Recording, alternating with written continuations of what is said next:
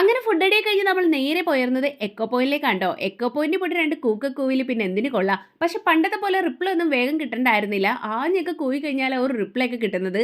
ഇവിടെയൊക്കെ ആകെ മാറിപ്പോയിട്ടോ. പിന്നെ കുറച്ചു നേരം ഇവിടെയൊക്കെ നടന്നായിരുന്നു. ഇവിടെ ചുറ്റിനും ഒരു ലോഡ് കടകളുണ്ട് കേട്ടോ. ഈ ഒരു സംഭവം എനിക്ക് ഭയങ്കരമായിട്ട് ഇഷ്ടമായിരുന്നേ. പിന്നെ അവിടെ നിന്ന് ഒരു നൂഡിൽസ് കഴിച്ച് നേരെ പോയിരുന്നത് ടീ ഫാക്ടറിയിലേക്കായിരുന്നു. പക്ഷെ അവിടെ ക്ലോസ് ചെയ്തിട്ടേക്കായിരുന്നു. ഇല്ലെങ്കിൽ നമുക്ക് തേയില ഉണ്ടാക്കണേക്കെ കാണാമായിരുന്നു കേട്ടോ. അങ്ങനെ അവിടുത്തെ വ്യൂവും കാര്യങ്ങളൊക്കെ ആസ്വദിച്ച് നേരെ പോയത് ബൊട്ടാണിക്കൽ ഗാർഡനിലേക്കായിരുന്നു കേട്ടോ.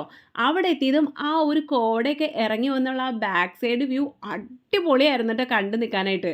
പിന്നെ നമ്മൾ ഗാർഡൻ്റെ അകത്ത് കയറിയായിരുന്നു. കുറേ വെറൈറ്റി ഇൻഡോർ പ്ലാന്റ്സ് ഉണ്ടായിരുന്നു കേട്ടോ. പിന്നെ കുഞ്ഞിൽ തന്നെ ഓറഞ്ച് ഒരു ലോഡ് കാഴ്ചകളുണ്ട്. ഫസ്റ്റ് ടൈമാണ് ഓറഞ്ച് മരമൊക്കെ നേരി കാണുന്നത്. അങ്ങനെ അവിടുത്തെ ഭംഗിയും കാര്യങ്ങളൊക്കെ ആസ്വദിച്ച് റിട്ടേൺ വന്ന വഴിക്ക് ക്യാരറ്റ് വാങ്ങിച്ചായിരുന്നേ. മൂന്നാർ വന്നിട്ട് ഈ ഒരു ഫ്രഷ് ക്യാരറ്റ് വാങ്ങിച്ചില്ലേ പിന്നെ എന്തിനു കൊള്ളാം അല്ലേ. അങ്ങനെ അതൊക്കെ കഴിച്ച് മൂന്നാർ ടൗണിൽ നിന്ന് തന്നെ ഫുഡൊക്കെ അടിച്ച് നമ്മൾ നേരെ വീട്ടിലോട്ട് ഇരിച്ചായിരുന്നേ.